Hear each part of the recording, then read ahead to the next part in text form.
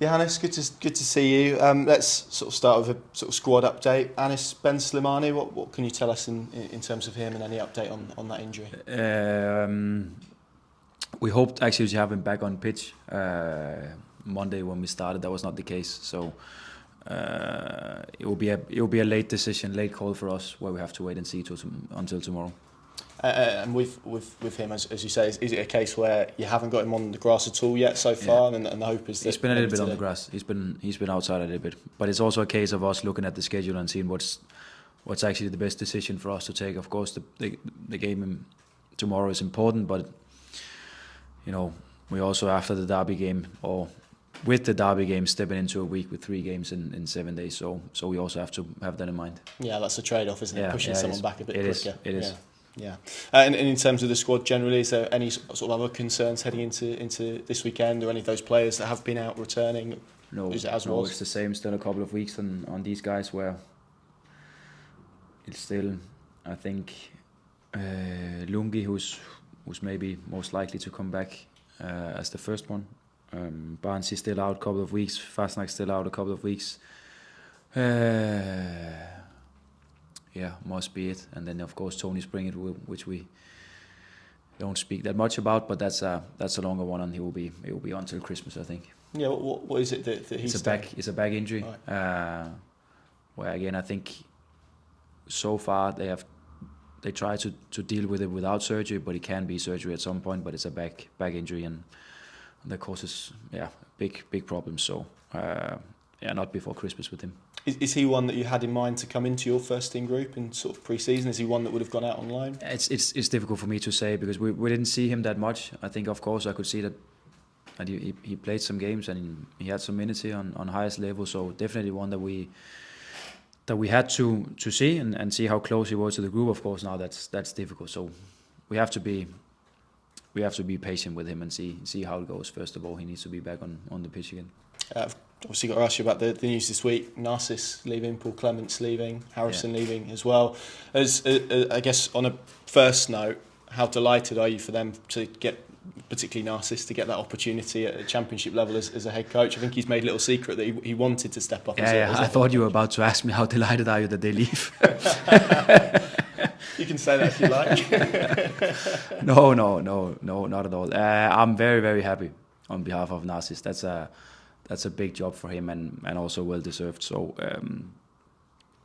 no hard feelings at all from here. We only wish him the best, and of course also the 2 other guys joining him. He's been quite open also from the start, and also you referred to a media interview before this season, of course, and he had the ambition to go out and try to be a head coach somewhere. So it also means that we have had the time to prepare. And we have had the time to be quite clear on what we want and how we want it to be, if and when that time will come when Narcis was about to leave. Yeah, and I'll ask you about that separately in a moment. But in terms of that, has it been a disruption this week for those 2 guys to go and obviously have different guys in? Has it maybe been more so for the staff rather than the players? Yeah, I would say it's been very, very little. We have a great connection to the academy, so we had a replacement from day one with a goalkeeper coach and an assistant coach supporting the group, and still 2 guys that have been a lot around the group from day one here. So it was not something special for them, or something, of course, a little bit different, but not too much for them to step into that role. And I think they fill out these 2 roles very, very good. So again, it comes down to how good the connection is to the academy, and we have a good connection, and we are having meetings on a weekly basis. So it was an easy decision for us to take, to bring them to the group, and then of course we have to find 2 good replacements. Yeah, on Declan Rudd specifically, clearly somebody who played here and came through the academy here, is local to here. I mean, that must be quite nice for you. I know, obviously, with the academy as well, but to have somebody who knows what the club means and who the club means a lot to, sort of in and around it, is a positive. But it's also important for me to mention that now we talk about him as the first day or the first week that he steps into the first team, but he's been in and around for more or less since day one, supporting Clem and supporting the goalkeepers, and also being at the office a couple of days a week. So it's not something completely new. He's been around, so So he's used to the way that we work. He's used to the way that we communicate and the way that we train. So of course he's a guy with a big history in this club, and that's also important that we have these guys supporting the coaching staff, but also on the playing side. You touched upon sort of the recruitment process, the fact that you've already sort of prepared for it. How would that work? Is it you putting names to Ben? Is it Ben putting names to you? Is it a collaborative process, sort of trying to identify? Definitely. Neil Adams also a big part of this. So we sit down in that group of in 4 or 5 people and discuss these things. We've had the time to prepare, so it's for us to find that, or the 2 best possible candidates. Again, what I mentioned with the 2 guys that support at the minute, and with the quality of these 2 guys, it's also not that important for us to get it done as quick as possible, just to get it done. It's more important for us to find the right candidate. So we definitely have names, and we have had conversations also with these potential coaches for us. And I think when we start next week, I think we will sit down again and take decision how to take the next step and who that will be our priority number 1. That was going to be my next question, but you sort of answered it. The fact those guys step up gives you a bit of breathing room to definitely. And I think again, credit to these 2 guys, but because it gives us an even better situation that we're not under pressure here. Some think, okay, we need to bring in a goalkeeper coach as fast as possible. The same with an assistant coach, but I think the quality of these 2 guys make it even better for us. So we actually have the time to sit down and reflect, and also have even more conversations with the candidates that we have to make sure that we pick the right one. Because it's not an decision that should be taken overnight. And again, it can be 1 week, it could be 2 weeks, but no one remember that when we are in the middle of November or December.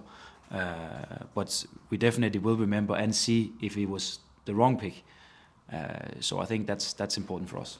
Yeah, absolutely. And for you personally, I know, as you said, you've been preparing for it, but after everything that's happened this summer, the amount of change, the amount of kind of high-profile things that have gone on, it must be quite, I don't know, it's annoying, the word, the fact that the transfer window's closed, and yet still there's more disruption on top of obviously trying to implement a new playing style and the way that you want to work.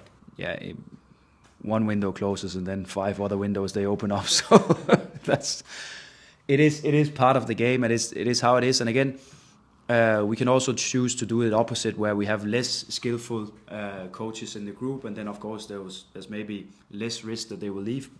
We choose the opposite, to have great personalities and also great quality within the coaching group. And it's not only Narcis and Clem, it's also the performance squad and down to the physios that we have here, where I think the quality is on a high level. And when you have people that have great qualities, then of course there will always be a risk. But that's how it is. So we just have to make sure that we are at least, as much as possible, try to be 1 step ahead. So we have some names ready if someone should leave, and we're ready to start that process. So of course we have started something, and we were on a journey here and have taken some steps, and now of course we need to wait for 2 other people to come into that group, and of course also get to know them and get the work started again. That's how it is in football, and that's why sometimes I say it's quite busy, because you never know what you wake up to. Has it been a challenge, the fact all these different things that have come up and faced you? I know, like you said, you've prepared for it, so this one maybe isn't the biggest one that you've had to deal with, but the fact that it seemed to be one thing after another so far. But as you know, everything in football is a challenge, and it depends on how you look at it. So again, we know that the way that we want to go forward is that we have 11 players playing every Saturday, where there's a risk that they can leave because they play on a good level. So other clubs, they will look at them and say, okay, we will actually bring them to our team. So we have quality staff members, we have quality players, and for us then is to plan the best possible way so we can get in replacements as quick as possible if they leave. There will always be these, we can call them challenges, but there will always be these dilemmas and situations in football, and that's a part of the game. So again, we can look at these situations where we can really not affect it, but we have chosen a direction where we want great people, and there's always a risk that great people can leave to the next step in their journey, in their career. If we talk about the football now, chance creation, is that probably the one element of your side at the moment that you're wanting to improve the quickest at this stage? Obviously, with knowledge that you want to improve all aspects, but that sort of ability, as you spoke about, to connect those spells of possession into real chances. Yeah, I would say that definitely, but even more the effectiveness. But I think based on the performance and based on the game, we always have to look at the stats. It cannot only be stats. We also, of course, have to have that feeling. Okay, what did we actually see, and how was the game developing? Based on stats, we created the highest amount of chances so far in the season. We created the biggest chances so far in the season. We have even more entries on the last third of the pitch. So I think based on that, it was a step in a good direction. But it cannot only be stats. We also have to go back and was it good enough the way that we executed on these chances? Was it good enough the last pass or the last decision? And we could see that it was not always good enough in that game. So stats is one thing, and I think it was a step in a good direction against Swansea, but effectiveness and decision making on the last third of the pitch was not good enough. So that's something where we've been working on that for most of this week, and also been analysing how we can be even sharper and how we can be even better in these moments of the game. Because, like I said after the game in Swansea, with all due respect to the opposition, it's never a game that we should lose. And how do you solve that? Because I think when supporters think about attacking, they think about individual quality and individual moments. But from what you said there, it sounds more like a collective thing that you're trying to do. It is. That's the approach. And then, of course, we need individual quality at the end for the end product and for the effectiveness. And that's of course, something you can train. But I believe in that if we create as many situations in training that look like the same situations that we get ourselves into in the games, then there's a better chance for us to actually execute them well. So that's the approach. We try to look at our game model. We try to look at the situations that we get ourselves into and see if we can find situations in the training and set up drills and situations in training that is like that. So we actually train the specific situations that happens in the game, and I think that's the approach that we take, and hopefully we will see tomorrow when we play that this week has been a week well spent. Let's hope so. Is it also from your side about adding goals from different areas? Lots of people speak about Josh and Paul Her, I think midfield and obviously defensively as well. I'm sure you'd like to see more goals from those areas. Yeah. So set plays has also been a focus for us, because we can see that we need to be more dangerous in that area of the game as well, because it is often the way to open up a game, to score the first goal after a corner kick or free kick or some of these situations. So that's also a part of the game. We try to again look at the whole game and look at every area of the game where we can improve and make sure that we cover all these areas as good as possible. So definitely an area for us to look into. Defensive set pieces very well, defensive structure and organisation very well. So it's mostly the offensive part where we need more output. Is that natural at this stage, given how you've spoken about how you want to build the team, that it builds in that way, maybe from defence first to attack? It's always important with a defensive base where we don't concede many chances, we don't give many goals away, and also for us to be a team where we should not concede too many goals after corner kicks and these set piece situations in games. And I think definitely we have taken big steps in that direction. I think we have taken good steps in terms of controlling matches and being dominant in the games. And then, like I said, the next step for us to take is that we simply need to score more goals and we need to be more effective. But that's also the difficult part in football. And what I see at the moment is that we get ourselves into good situations, so we have to be better in executing these situations. And maybe it will take time. I hope that 24 hours from now is enough, because then we score some goals tomorrow. Roughly, more generally, obviously 5 games. I know you spoke, I think, about the points return after Swansea, but in terms of where the team's at generally and their performance level, is it about where you expected in terms of at this stage of what you're trying to do? It's a good question. I would have hoped, like I said, also after the Swansea game, for more points, and I think we have, especially the last 3-4 games, I think we have done well in most of the minutes in the games. So I think we're getting there, but also it's so even games that we play, and it's good sides that we play against. So it's down to small margins once in a while, and that we also learn in this tough league that you really have to do your best every game you play. Otherwise, there will be no points for you. So we have to make sure that the basics are all right, the hard work is all right, the collective stuff is all right, that we do everything we can in every situation to make sure that we get the best out of it. So if you ask me, would I've had more points, wished for that? Yeah, definitely.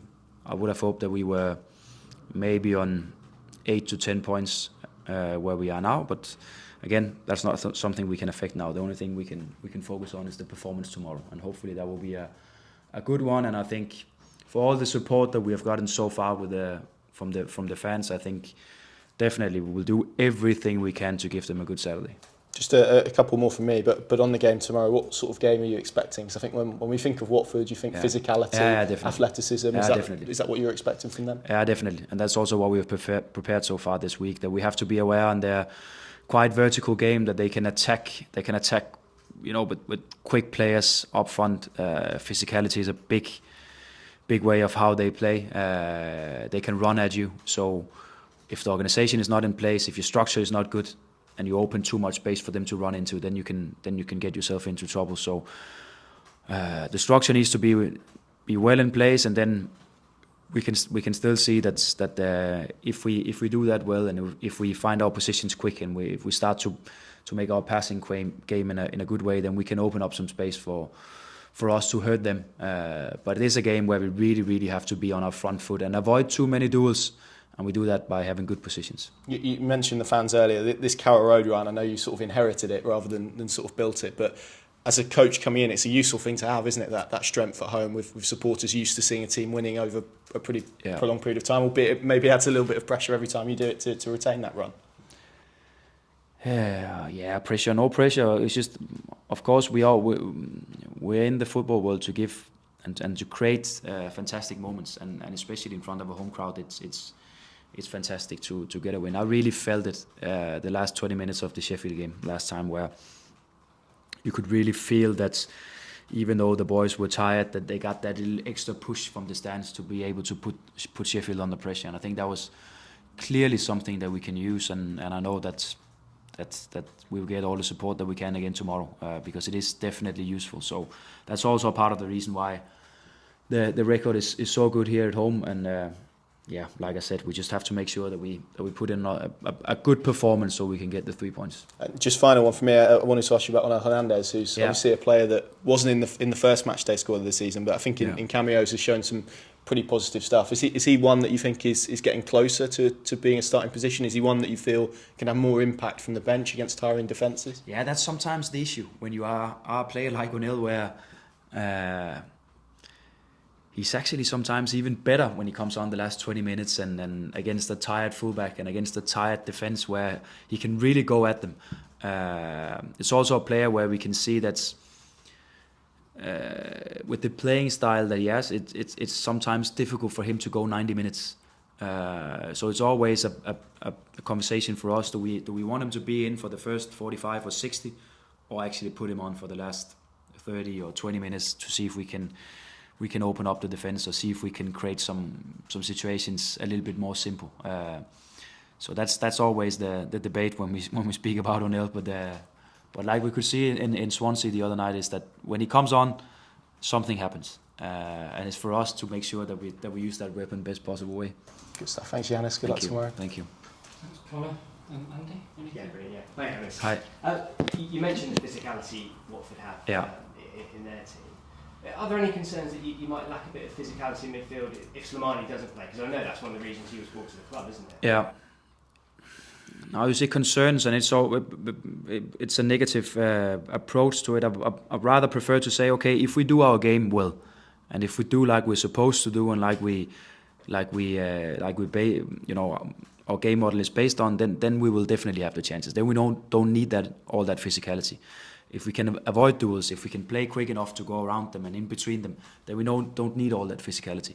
If we're not there, and it's going to be a slower game where we don't find the structure quick enough and we don't pass well enough, then it will be a game where we have to bring in some physicality. So there we have to see, and we also plan for, if it's going to be a more even game, or a game where it's tight and we cannot really find the rhythm, then we have an approach from outside what to do. And going back to Connor's question about the need to be more clinical, is that something you can coach, do you think, or do you think the players need to take it on themselves and improve themselves? It's something we do together, and like I said, we have to analyze all the situations that we get ourselves into and see if we can replicate them in the training. So the positive side is that many of the chances that we create, they actually look a lot like each other because it comes from a clear structure, it comes from clear offensive patterns, so we can train on that every day. And then I think the more repetitions you get in something hopefully at some point you will turn it into being something you've tried so many times when you're out there in the stadium every Saturday. And I think that's also where we have to improve and where we have to get, and hopefully we will get there soon. Mm.